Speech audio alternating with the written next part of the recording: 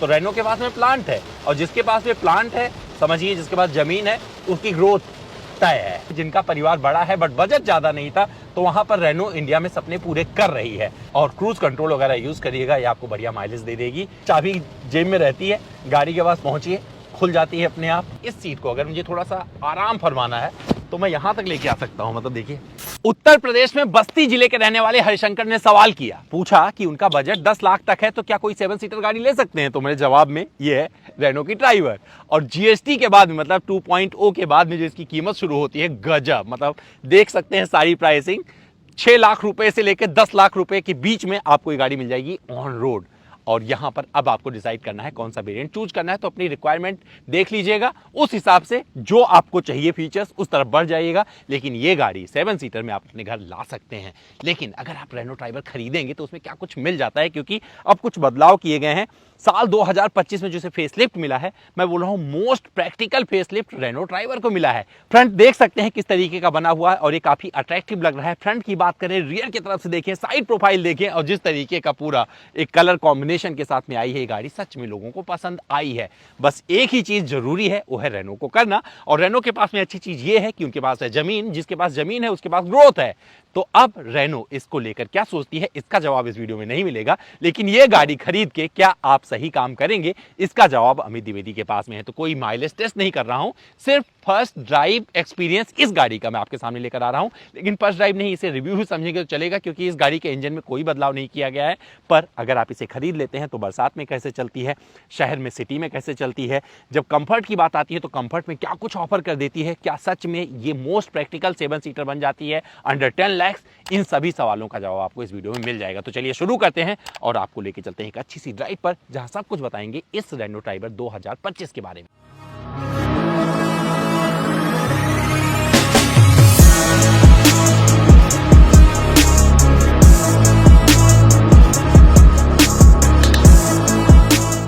Reno driver एक ऐसा product है जहां पर आपको अगर जीएसटी बेनिफिट उठाकर देखेंगे तो भैया ये गाड़ी सारा, मतलब अगर आप टॉप वेरिएंट भी खरीदते हैं तो 10 लाख के नीचे आप अपने घर में लेके आ सकते हैं।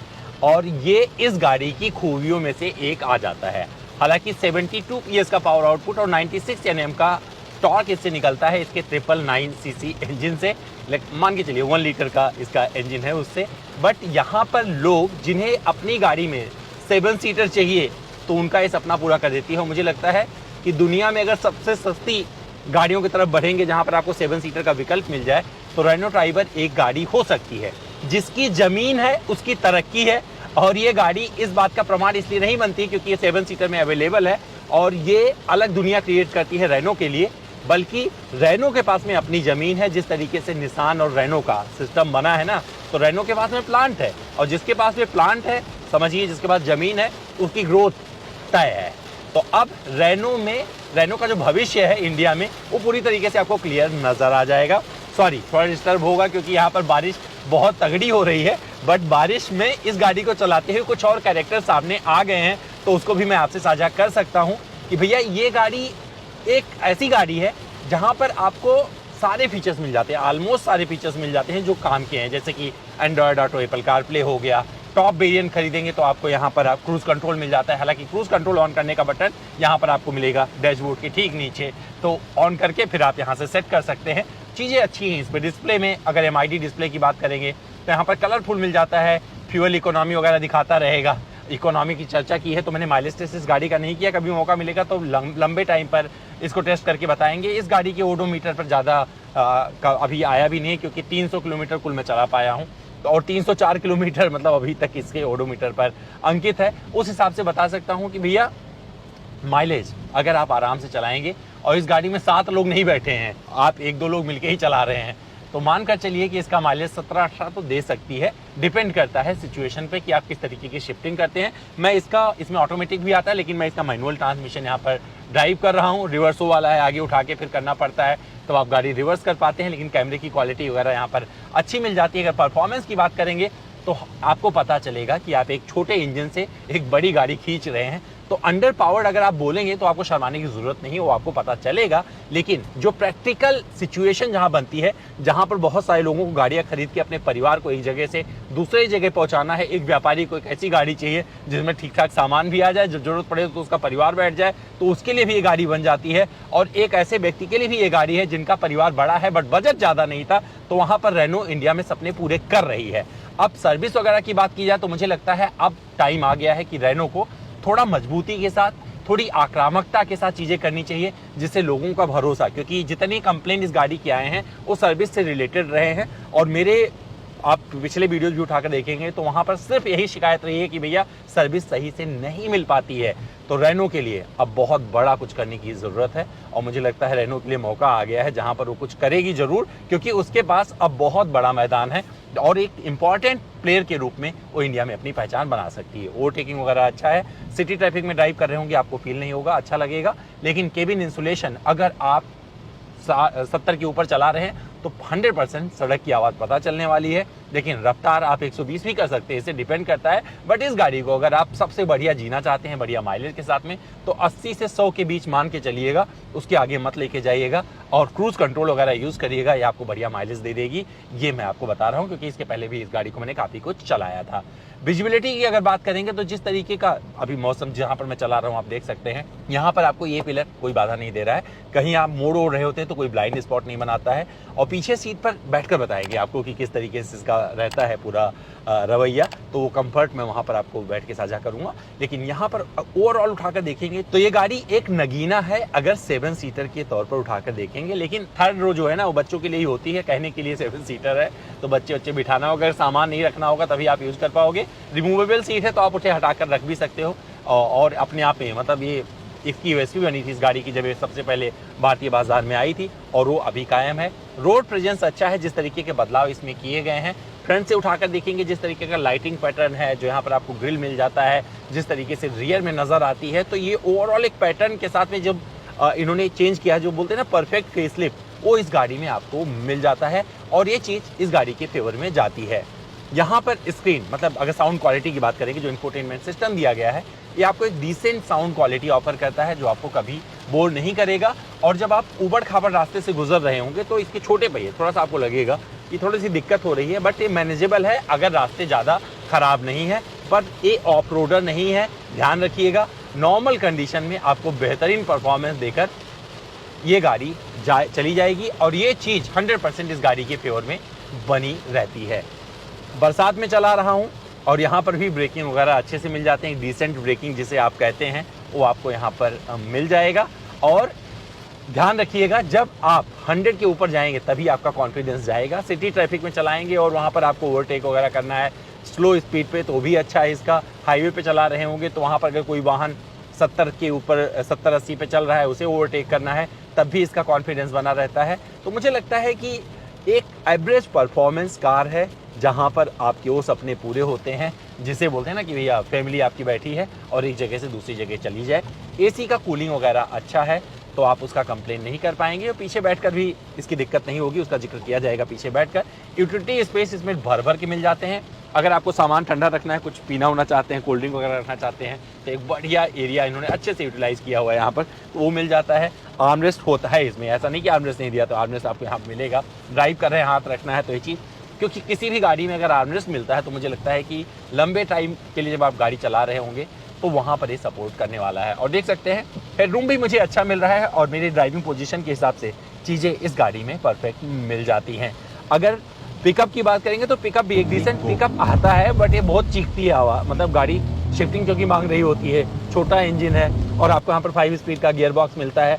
शिफ्टिंग से कोई शिकायत नहीं है, लेकिन ये आपको पता चल जाएगा शुरू में ही जब चलाना शुरू करेंगे, भैया ये एक परफॉर्मेंस कार नहीं, एक नॉर्मल कार है, जहाँ पर आपने 6 लाख रुपए ही दिए हैं, मतलब 6 लाख रुपए से इसकी कीमत शुरू हो जाती है। तो उस हिसाब से उस कीमत को मद्देनजर रखते हुए अगर जिक्र करेंगे परफॉर्मेंस का, तो ये गाड़ी नगीना है। रॉकेट बोल लीजिए, कोई दिक्कत नहीं है मुझे। और यहाँ पर देखो, यहाँ पर भी आप सामान रख सकते हैं, इस जगह से खुल जाता है, नीचे बड़ा ग्लव बॉक्स कंपार्टमेंट मिल जाता है, दरवाजे पे पानी की बोतल वगैरह आ जाती है, तो सामान रखने की कोई शिकायत आप इस गाड़ी में नहीं कर पाएंगे। ORBM अच्छे हैं। जब गाड़ी के पास सबसे अच्छा लगता है, चाबी जेब में रहती है, गाड़ी के पास पहुंचिए, खुल जाती है अपने आप, वो अच्छा लग रहा है। और यहाँ पर ये देखिए, ये अभी पुराने ज़माने वाला, मतलब आपने सेंट्रो वगैरह में देखा होगा तो ये दरवाज़ा खोलने वाला पैटर्न अभी रखा है। मुझे लगता है थोड़ा बहुत चेंज कर देते तो अच्छा रहता।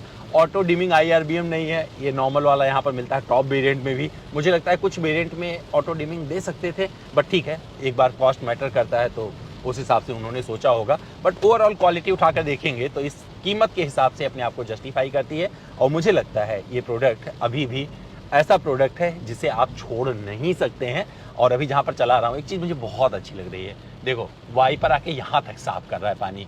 बहुत सारी गाड़ियों में क्या होता है, वो बीच में जगह छोड़ जाता है, लेकिन ये बहुत अच्छे से अपना काम कर रहा है। तो इस गाड़ी की ये चीज़ भी मुझे काफ़ी अच्छी लगी है। तो एक एवरेज गाड़ी है, पानी वानी भरा होगा तभी निकाल लीजिएगा, कोई दिक्कत नहीं है, क्योंकि आज मौका मिल गया है कि चलाते चलाते भयंकर बारिश आ गई और उस बारिश में इस गाड़ी को हमने टेस्ट किया है। रेनो ट्राइबर की मैं रियर सीट पर बैठा हूँ। मेरी हाइट आप सबको पता है, 6 फीट से ज़्यादा की हाइट के साथ मैं यहाँ पर बैठ रहा हूँ। देखिए मुझे लेग रूम ठीक ठाक मिल रहा है। अगर यहाँ पर कोई बैठेगा तो 5-7, 5-8 का बंदा बैठेगा। जैसे हमारा बंदा है, उसको दिखाऊंगा यहाँ पर बैठे हुए, देख सकते हैं किस तरीके से वो बैठा हुआ है। तो जब वो यहाँ पर बैठता है तो ये एडजस्टमेंट होगा और अमित द्विवेदी उसके पीछे बैठेंगे 6 फीट की हाइट साथ में। तो देखिए मुझे इतनी जगह मिल जाती है और यहाँ पर मैं आराम से बैठ सकता हूँ। मुझे सपोर्ट भी मिल रहा है, मतलब यहाँ पर मैं कोई कंप्लेन नहीं कर सकता कि मुझे कोई दिक्कत हो रही है। और अच्छी चीज़ क्या है, इस सीट को अगर मुझे थोड़ा सा आराम फरमाना है तो मैं यहाँ तक लेके आ सकता हूँ। मतलब देखिए यहाँ तक ये सीट आ जाती है, तो मैं ऐसे फोल्ड करके लेट भी सकता हूँ। जैसे प्रीमियम कारों में आप बैठते हैं ना, उस तरीके का फील यहाँ पर आपको मिलने वाला है। और ये इस गाड़ी के मतलब अच्छी चीज़ों में आता है। और ये दोनों सीटें आप फोल्ड कर सकते हैं। एडजस्टेबल हेडरेस्ट 2 मिलते हैं। बच्चे बैठना होगा तो तीसरी रो में बिठाऊंगा, नहीं तो अपना सामान डालूंगा। इस गाड़ी को 5 सीटर की तरह मैं यूज़ करूंगा, लेकिन आप ले रहे हैं 7 सीटर के तौर पर तो वहाँ पर कोई दिक्कत नहीं है। सामान कम रखिएगा, पूरा परिवार बैठाइएगा और मस्ती करके आइएगा। आसपास की जगहों को आप एक्सप्लोर कर सकते हैं। तो इस गाड़ी में जगह मिल जाती है। यहाँ पर छोटा मोटा सामान रख सकते हैं, पानी की बोतल वगैरह आ जाएगा, 12 वोल्ट का सॉकेट मिल जाता है। और AC पिलर पे दे दिया गया है। मैं हमेशा बोलता हूं कि वो AC ज़्यादा अच्छे होते हैं जो पिलर पर दिए जाते हैं, और यहाँ पर पिलर पे मिलता है, जिसकी वजह से आपको कूलिंग परफेक्ट मिल जाती है। तो बहुत सारी जो और गाड़ियाँ आती हैं 7 सीटर में, या तो रूफ पर अगर आपको माउंट मिलेगा तो आपको कूलिंग अच्छी मिलेगी, और अमूमन में ऐसा ही मिलता है, लेकिन यहाँ पर पिलर पे दिया हुआ है और ये चीज़ अच्छी लगी है। यहाँ पर बैठा हूँ, थोड़ा सा ये वाला पार्ट मेरी विजिबिलिटी बाधित कर रहा है, तो ऐसे देखना पड़ रहा है हल्का सा। नहीं तो अगर ये थोड़ा सा और मैनेजेबल होता ना तो मैं आगे यहाँ से बैठकर देखता रहता। और अच्छा लग रहा है, यहाँ पर आप बैठकर बोर नहीं होगे। और ये चीज़ अच्छी लग रही है, एक क्वार्टर पैनल ग्लास 3rd रो के भी लिए इन्होंने दिया हुआ है, तो अच्छी चीज़ है। हेडरूम देख सकते हैं, यहाँ पर ठीक ठाक मिल जाता है, हैंडल मिल जाता है पकड़ने के लिए, तो ये चीज़ अच्छी है। और ये सीट का पैटर्न अच्छा है, कुशनिंग ठीक लग रही है, ड्यूअल टोन में काफ़ी परफेक्ट जगह मिल जाती है। ये फ्लोर जो है फ्लैट है, तो यहाँ पर 3 भी बंदे बैठेंगे तो कोई दिक्कत नहीं है, मैनेज हो जाएगा। लेकिन यहाँ पर अगर मैं सोच रहा था कि एक आर्मरेस्ट भी दे दिया होता तो आराम से हाथ रख लेता, और वहाँ पर और तारीफ निकल जाती मेरे मुंह से इस गाड़ी के लिए। तो इन सारी चीज़ों को मिलाकर एक परफेक्ट जगह ऑफर करती है रेनो ट्राइबर अपनी रियर सीट पर भी, जहाँ पर अगर आपको सोना है तो आप मस्ती कर सकते हैं। इस सीट को आप स्लाइड भी कर सकते हैं आगे पीछे, तो ये देखिए यहाँ तक ऐसे कर सकते हैं, और इसे लेटा भी सकते हैं, ऑलरेडी आपको दिखा दिया है। तो भैया रियर सीट के बारे में आपका क्या कहना, क्या आप रेनो ट्राइबर इसके पहले चला चुके हैं, और आपका एक्सपीरियंस आपकी रेनो ट्राइबर से कैसा रहा है, कमेंट करके जरूर बताइएगा। इस वीडियो में फिलहाल इतना ही, फिर मिलते हैं किसी और वीडियो में और आपसे करेंगे बहुत सारी बातें। लेकिन रेनो ट्राइबर में जो अपडेट बने हैं ये मुझे अच्छे लगे हैं, और जो अब प्राइसिंग आ गई है GST के बाद में ये मुझे अच्छी लगी है। और ओवरऑल परफॉर्मेंस की बात करेंगे तो इस कीमत पर, इस प्राइस पॉइंट के हिसाब से मैं कोई कंप्लेन नहीं करूंगा।